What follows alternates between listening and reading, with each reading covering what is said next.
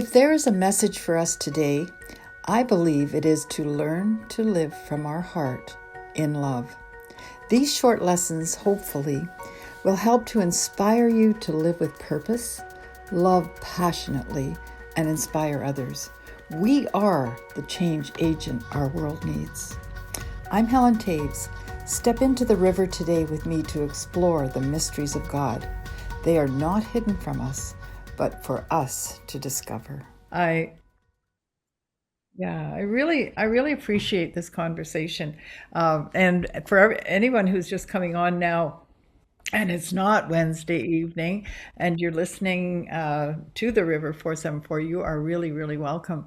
And we're having this conversation in the chat time right now, and feeling that we've become such a beautiful family together and get to know each other. We've had a half an hour now of home and garden that is so enjoyable. We've walked through gardens and chatted, and it's the things that you do when you're a backdoor friend and you come in for tea, and that's really, really sweet. But I have been really talking to Father about how going forward, would it be wise to separate the message from the discussion in our posting, and then by doing that, or the reason we would do that is that it would allow us that do come on the Wednesday night to ask the questions we want to, that maybe we wouldn't ask if we knew that this was going to be recorded, and even though and on YouTube, or and it doesn't mean you don't have to worry about what you say or anything, but really, if you know that it's not going anywhere, it may open up our discussion. And the thing is, too, we could go deeper in some subjects because we're all coming from different backgrounds and situations and have had questions. I would have loved a group like this 13 years ago, when I was transitioning out of transitioning is such a goofy word now, isn't it? When I out of or into the journey that we're on, I would have loved to have all of you back then, and just to have somebody to talk to, and I wouldn't have wanted all that to be made public. I would want people like you in that process. So if you're listening, that might just, don't be surprised. I think that's what we'll start doing. Continue to post the messages, but allow for our time to be our time. Anybody have anything they want to share with that right now, or wait till Elizabeth's good with that? Hi, Elizabeth. Jen was there for a bright, shining moment. We are recording. Hello, you two. Nice to see you. Eating though.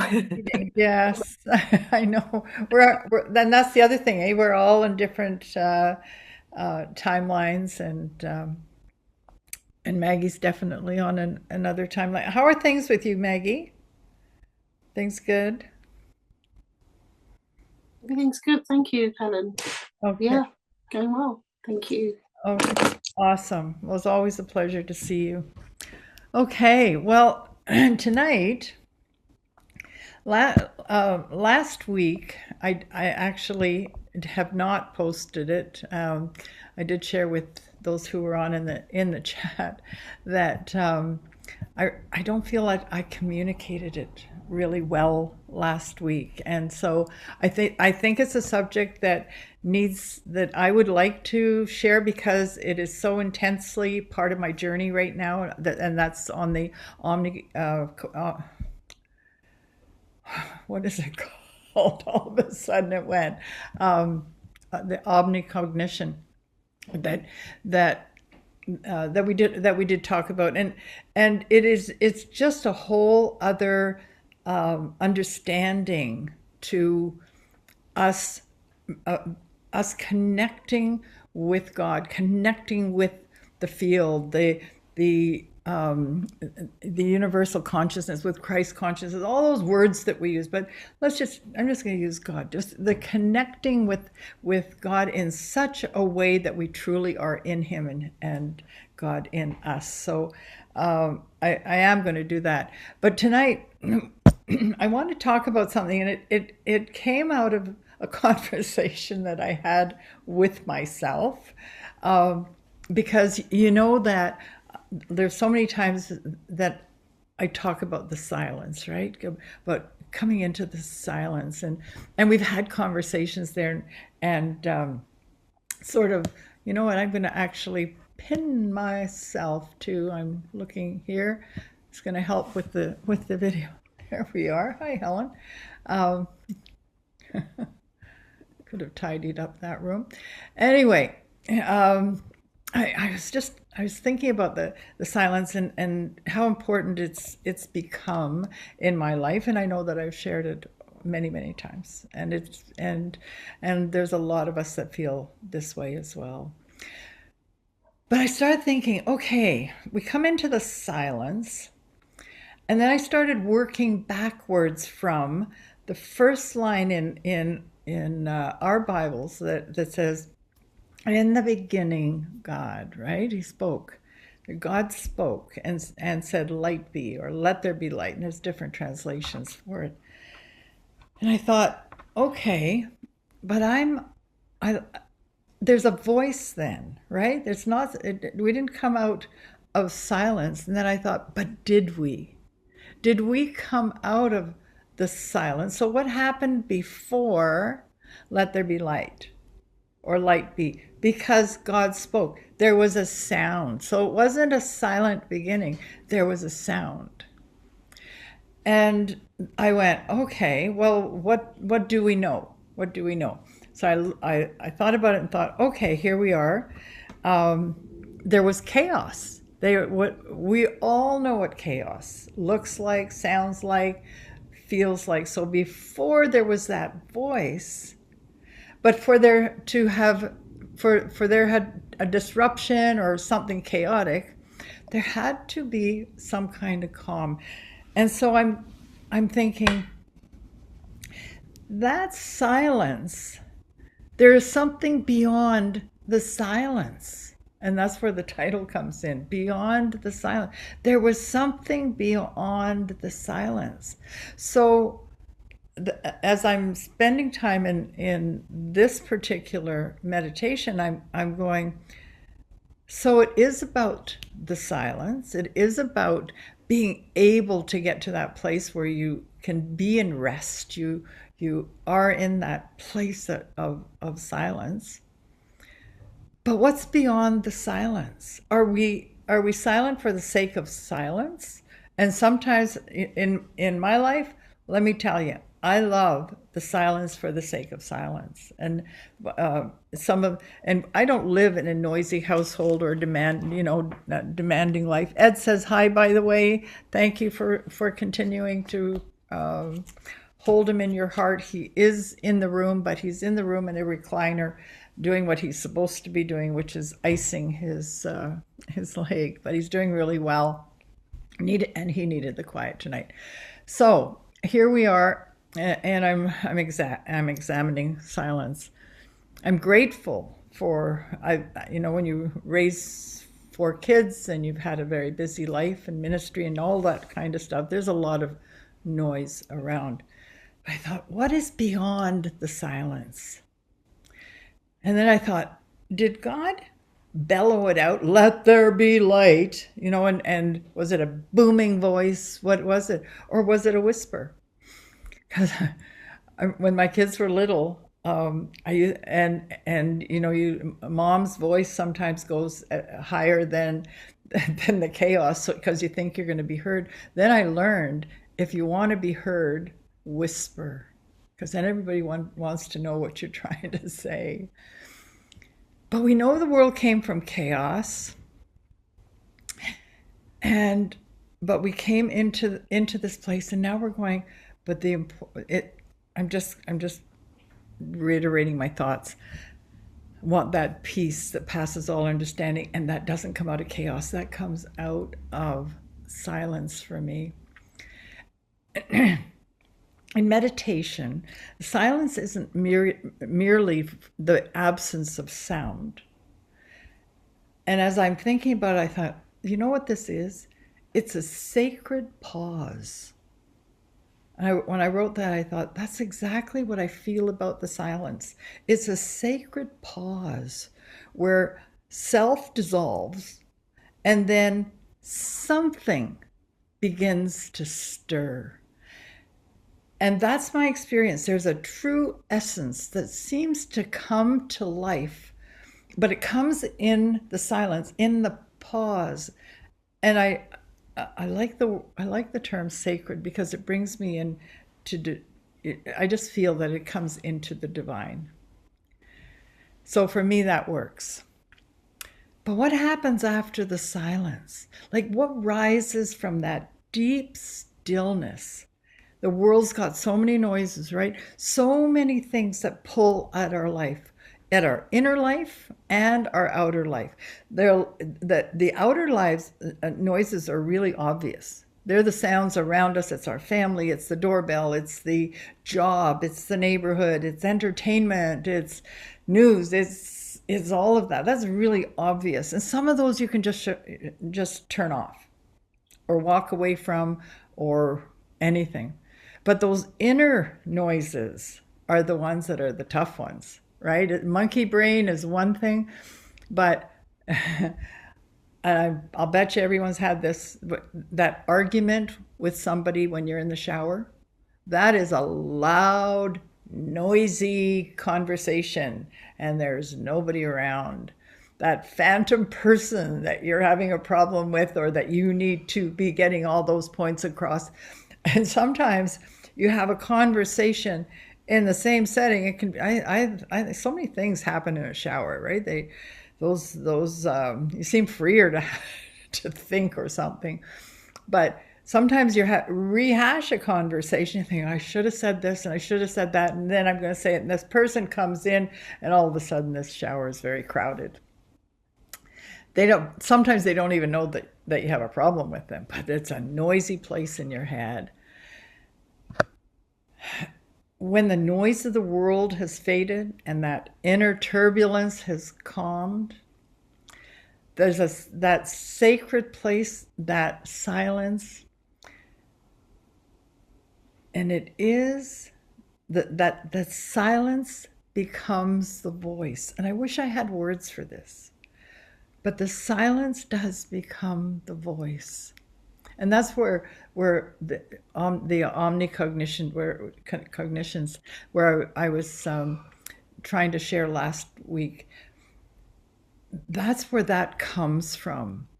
That beautiful sacred pause becomes that omnicognition where everything exists. So it isn't just silence that we go into. We go into that place where everything is. And it's not a still small voice in your head or even in your heart. It is beyond the silence, beyond the silence. We're all familiar with Elijah, right? He was looking to hear from the Lord, and the Lord, it says in 1 Kings, it says the Lord passed by, and there was a great strong wind, and it rent the mountains, and it broke the rocks. And I mean, that's a lot of noise to me, a lot of noise. In the earthquake, there's a lot of noise.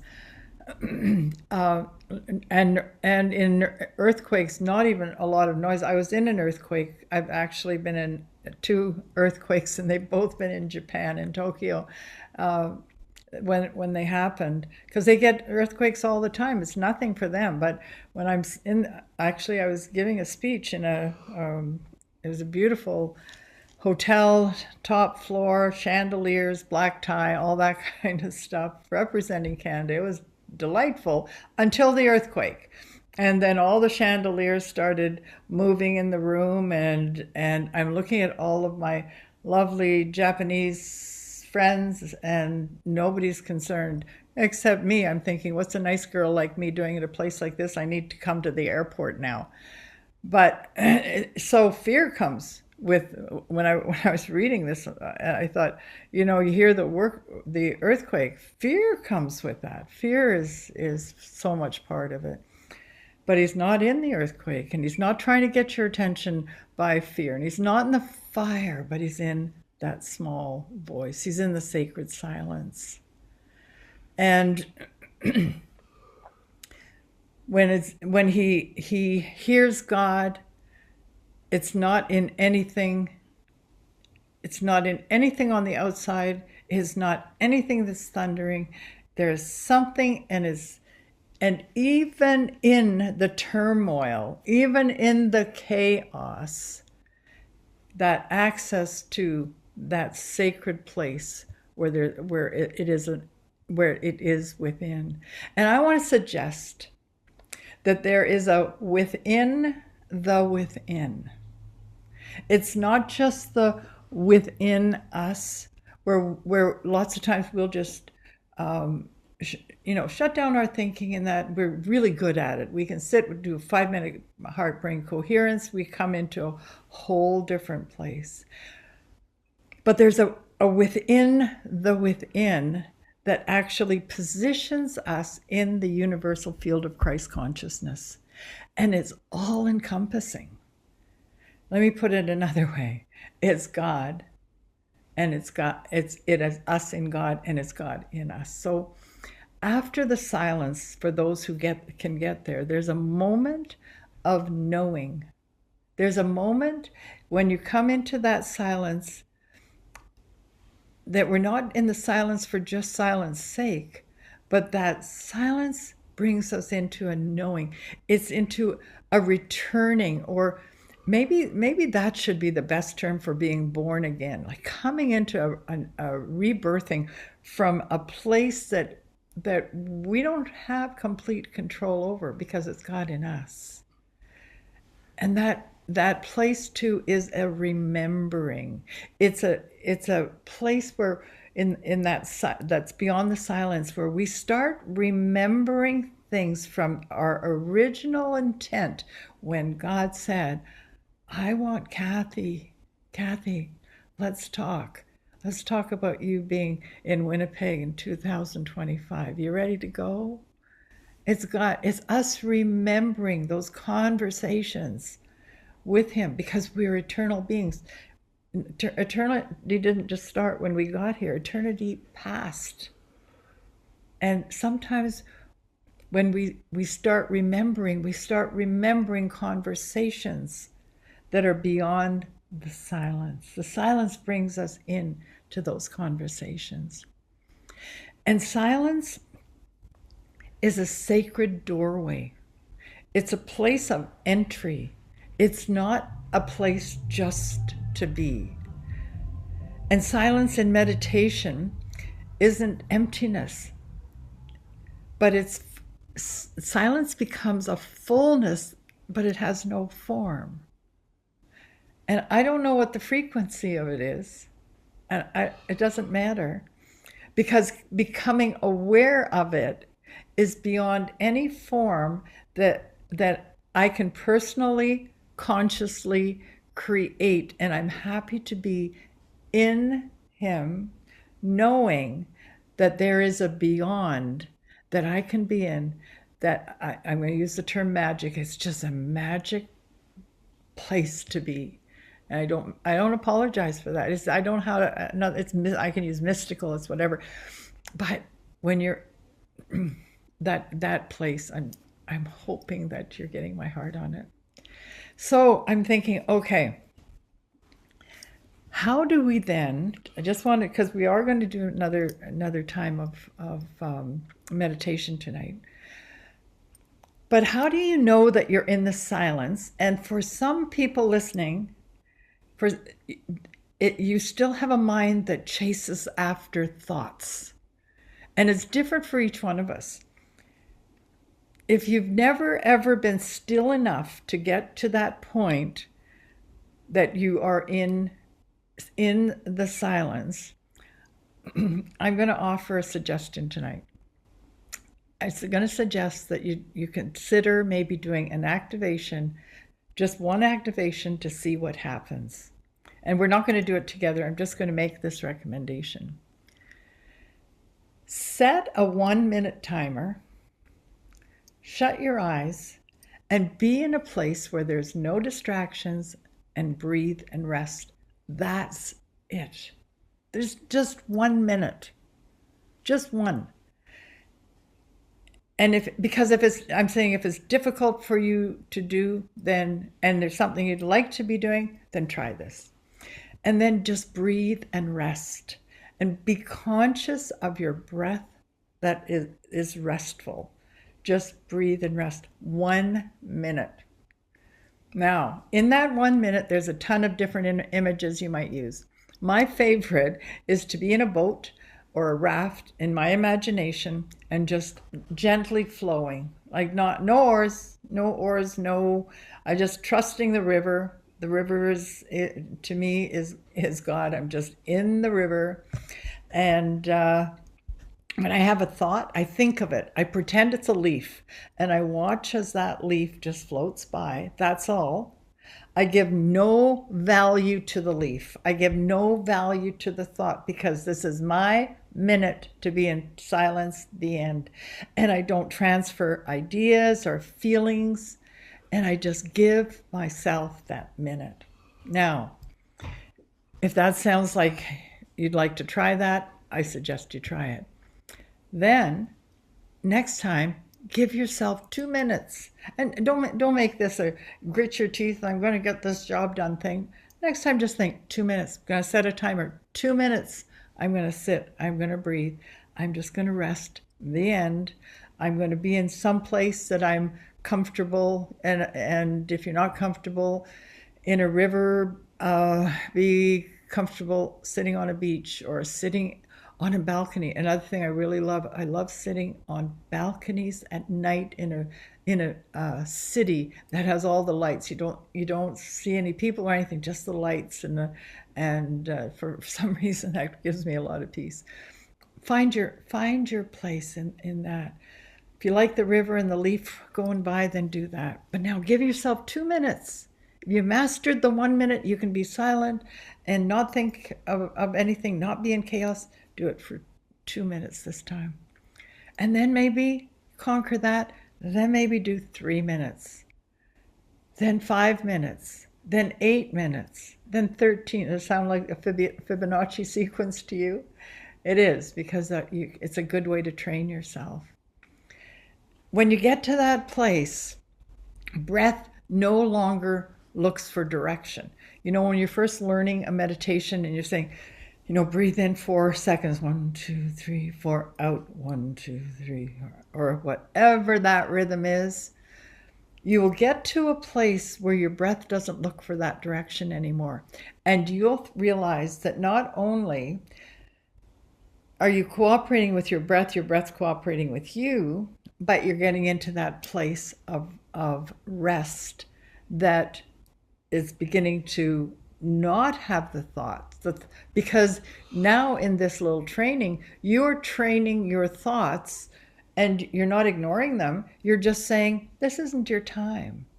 It's like your 2-year-old can be bothering you every 2 minutes because their universe, revolves around them. But if you gently say, we'll talk about that later, or give them when we sit down, or I don't know, I've forgotten what 2-year-olds need now, but you give them a benchmark, and they are happy for a while. That's what you do with your thoughts. You say, I know it's important, I honor you, but not right now. Not right now. This is breath, this is rest. And when you do that, the other thing that's going to happen is the monkey brain stops, you're going to rest, you're going to find yourself going into a place in silence.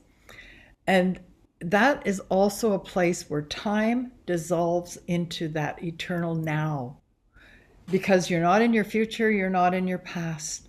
You're just in now, and you're in the present time period. That's it. The end. And in that deep stillness, you actually won't go to sleep. You will wake up, because it's what lies beyond that this lesson is exploring. Whether it's 1 minute or 30 minutes that you're able to be in the silence, it's what comes after the silence that's important. After the silence, it's something subtle and something I think it's just holy, it's sacred, occurs. And that is when that inner voice, it's not the inner voice that you're used to hearing with your intuition. It's not just getting rid of the noise. There's a true voice that speaks. It's not a thought. It's a knowing. It's a voice called knowing. It's that intimate understanding exchange. It rises from the depth that does not use words, but you still can form them. That for something inside of us is equipped. Must be a technology of some kind that this voice, I was going to say descends, but it's not coming from the outside, because it's actually coming through and joining in the place that we positioned ourselves. This voice is guidance. It can be clarity, it can be wisdom, and it's those things that were always there, but it was waiting for the static to stop. And that's why I'm saying it's not just an intuitive thing. I want to call it an awakened silence. Remember last week when I shared some things about the omnicognition, that it comes from the state of being in that silence, and it just descends in the knowing, and it's all encompassing. If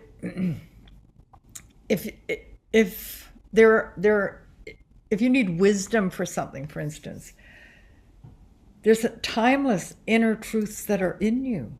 And these are the aha moments that feel ancient. It's though you're remembering something rather than learning it. And do you know that we are not our thoughts, but we are the awareness behind them? And that's what this Beyond the Silence does. We become aware of our thoughts from that direction. We begin to realize in this place that nothing needs to be fixed. But what happens in that place beyond the silence is that we can see clearly. In this place, love isn't something we seek. It's not something we push for. It's not something we set our mind to. It's something that I am. You are. And it's peace that's not found, but it's peace that's revealed. I'm trying to express it from the inside out. When you need guidance, for instance, from the silence, a direction will arise, and it won't come like a command. It'll be a little nudge, or how your inner compass gives you the direction. You'll hear, call your sister, brother, mom today. And it doesn't come, you know how sometimes you feel that, and it also comes with a surge, some kind of energy from guilt. But this one comes from alignment. Call and just do it. And you know the difference. I know all of you have had that. And there's a time in that that subtle direction time that you'll hear, wait, don't act yet. Because you know why? The silence is bringing you into that place where it wants you to let it unfold in your life. Not just act, let it unfold. Sometimes it might tell you to leave this situation, And you will feel really good about it. There'll be peace because you know from that same place that you've outgrown something. Sometimes you'll have that, I'm going to say yes to that opportunity. And when you do that, trust what you feel. Trust what you feel. Often it doesn't explain itself logically, but it sees clearly and right, like turning up into the sun. In clarity comes beyond the silence. Silence can dissolve confusion, and it can bring precise insight. It can be like seeing through a fog, realizing that there's been something subconsciously limiting you. Maybe we've been living from fear and not truth. When that unravels, or well, maybe unravels is a good word. When that comes to light, to clarity, when you understand that you've been living from fear and not truth, there is no condemnation in that, because now that realization unlimits you, puts you in a whole new place. Sometimes you'll have clarity understanding a conflict, but you'll be seeing it and knowing it from a higher vantage point. You'll see that you've been in a conflict, and then all of a sudden you'll realize, nope, they're not against me. They're acting out of their own pain. That clarity helps you to see the whole picture, not just a part of something. And seeing the next step clearly before everything felt stuck is like turning on a light in a room, right? That you know, everyone knows that feeling, turning on a light in darkness.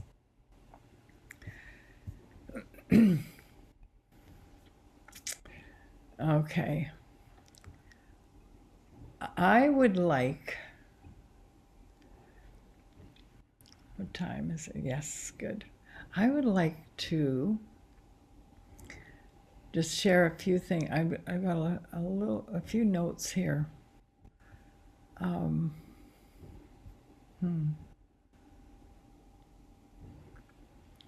Because I wrote down a bunch of examples, but I'm not going to worry about that. Let's just do it. Let's just do it. When we come into that place behind the silence, there's things that happen. You know, our energy centers start harmonizing. Our nervous system calms down. Our electromagnetic field expands. Sounds like heart-brain coherence, doesn't it? After the silence, the separation between self and God feels thinner or even gone. I have to say that I'm loving this silence, and I'm loving the understanding beyond just being silenced, because I'm feeling and I'm knowing that new sense of deep union and a subtle but profound sense of love or presence that comes differently all the time. You know, it just like you love your this. I hope you hear this the right way. You love your children all the time, but you love them differently at times. And it's sort of that the times where you set yourself in that meditation into the silence, where it takes you beyond, and you have a new profound sense of that love or the presence. Sometimes a download of insight or inspiration or understanding arrives, but it's not through transmission. It's that omnicognition that kicks in and it just lands. When it does, it's a communion. It's not imagined, it's embodied. And when you spend time in that place, when we return into our world around, we actually are transformed.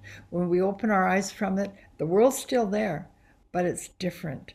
And you go into things differently when you've allowed yourself to go beyond the silence. It's not an illusion, it's your vision that's being restored. It's like silence has cleared your lenses. So, when you practice post silence awareness, I'm going to call it, after the silence, don't rush. Don't rush. Don't think, okay, I seriously have at times been in heart brain coherence and have just felt it just transform me. And then I've got up and just, okay, what's next? What I'm learning is stay in the stillness. Just give yourself some lingering time. Even if the silence has passed, this is where the integration happens. And then we can notice what arises, what thoughts come, what emotions come, what images come. So we're not just getting up and running, we're staying with all of that that's already in us, waiting to come out. It's like they've been, these thoughts or emotions, even the images, even the things that we see in our mind's eye have always been in there. We've never given them opportunity in this type of way to come out. We'll listen differently coming out of it. Like sometimes the greatest teachings come after the silence. And what it does is anchors, and through breath, through writing, or just resting, you'll anchor, and your insight will come really, really powerfully and differently. Silence is the seed. What comes after that, beyond the silence, is like the blossom on a tree, like Teresa's pear tree in the backyard. It blossoms, and then somehow the blossom just gives way, doesn't it? It just gives way, and mystically this fruit comes. That's what happens with us. In the space after the silence, you actually will become that fertile soil for new awareness, new creation, deeper love. The veil is lifted. And if only for a moment, what stands revealed is the real you, and you are unlimited and connected all the time to Christ consciousness. So, I'm still on the silence. Let that silence carry you forward, not into withdrawal, but let it go beyond the silence and let it bring you into an awakened time. Okay. If you're with me, I'd like to just take you into a guided meditation. And I'm going to Windows for Canadian homeowners sorry, operated I had smoothly it. and made a huge difference in our home. We felt much more. Stop here. I had it set up, but I want to do a little test. Kathy, can you Can you hear? Yes, that's lovely. That's okay. All right. Okay, so welcome to this guided meditation beyond the silence. Okay, this is best done seated or laying comfortably with minimal distractions, and we're just going to go through it together. So we're going to enter into the stillness first of all. So begin, shut your eyes. Let yourself just shake off any stress.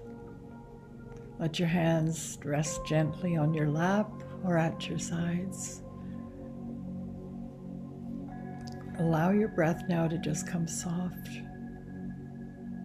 Don't try to control it, just simply watch it. Just like waves.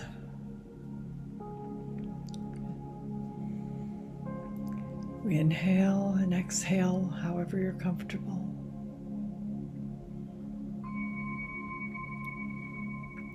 Now with each breath, feel yourself drifting inward.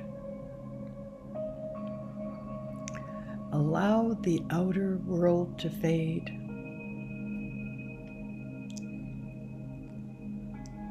Let anything in the past go.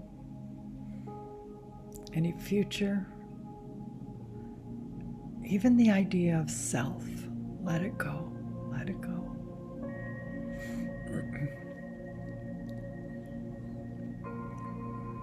You're becoming spacious, you're expanding, and you're becoming very still.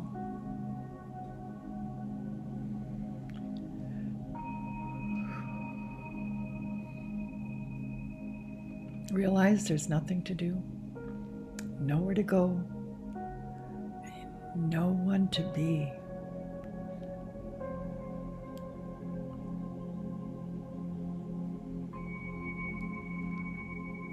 Only presence, only silence.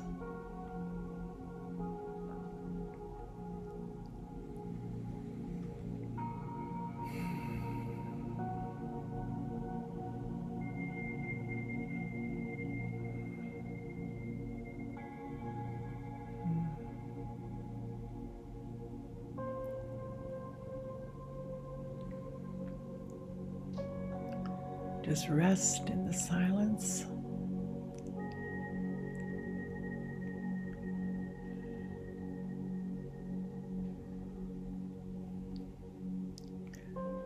In this place, you've entered into the sacred pause. This is not empty, it's full. It's full of subtle knowing, of deep, deep peace.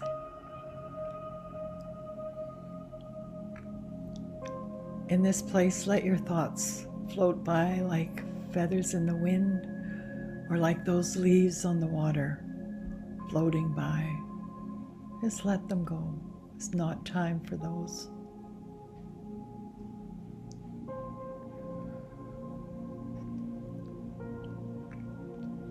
If a thought arises, just honor it, but let it go. Let it go. Just be. Just be.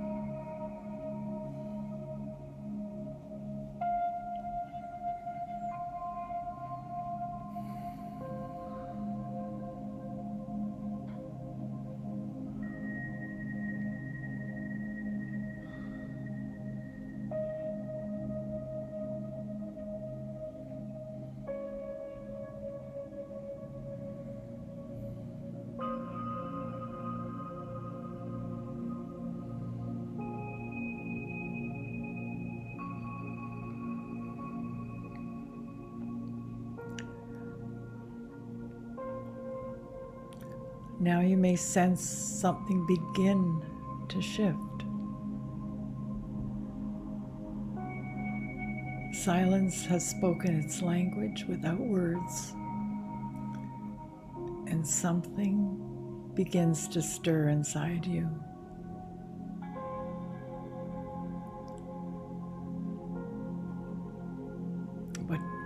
What do you feel? Is it a knowing? Peace, maybe a question, a presence. Now don't chase it, just notice. It's as if you're watching stars coming out at twilight in the night.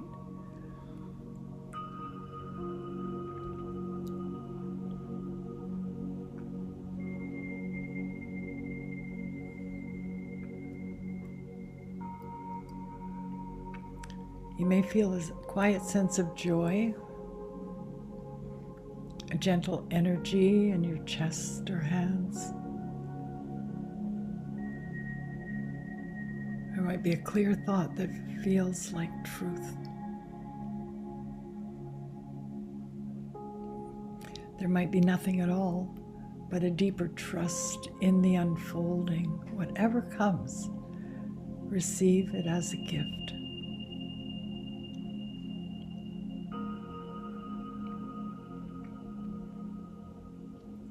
Let it move through you like light through crystal.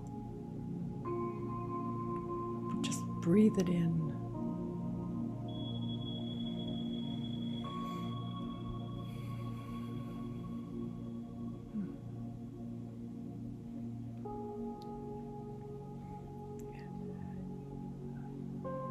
Anchor it in your heart.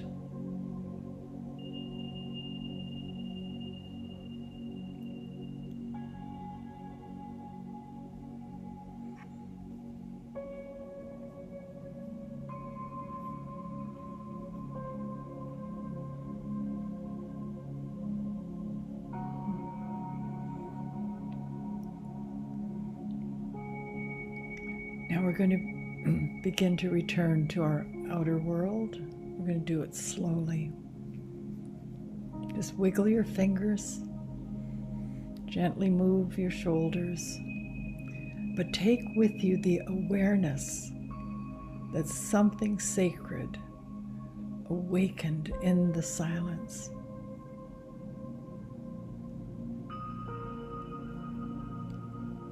Be aware that you're not the same. You carry a seed of truth, of stillness, a connection, and it will bloom when it's ready.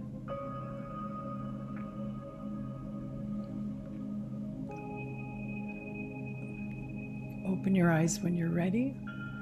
Take one last deep breath, deep, deep and full.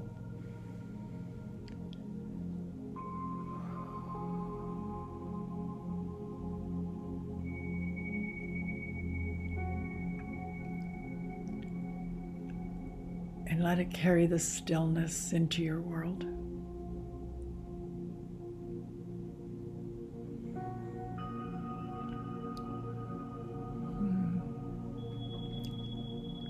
From the silence, I remember I am. From the silence, I live awakened.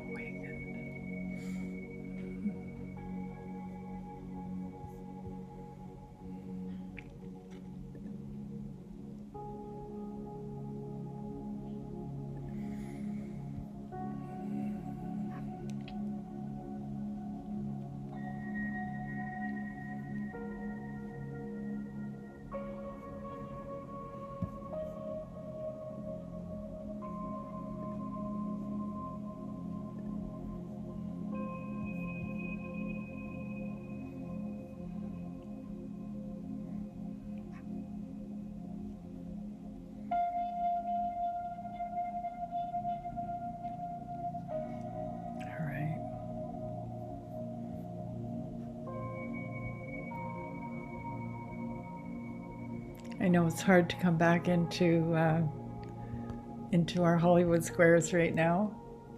It's almost not fair, is it? It should be at the end of the evening.